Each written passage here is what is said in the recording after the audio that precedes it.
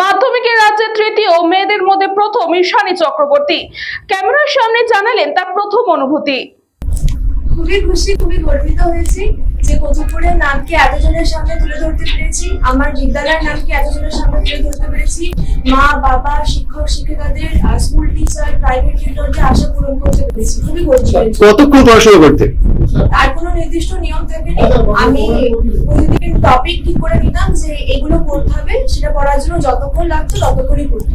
সবারই অবদান রয়েছে, বাবা মা, স্কুল টিচার, প্রাইভেট টিউটর, প্রত্যেকে। ভবিষ্যতে রিসার্চের করার ইচ্ছা আছে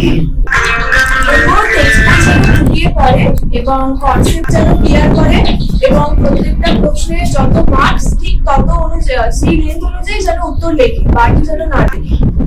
কনসেপ্ট খুব ভালোভাবে ক্লিয়ার করতে হবে প্রত্যেকটা প্রশ্নে। আমার বাবা স্কুল টিচার ছিলেন এবং মাও হচ্ছে স্কুল টিচার।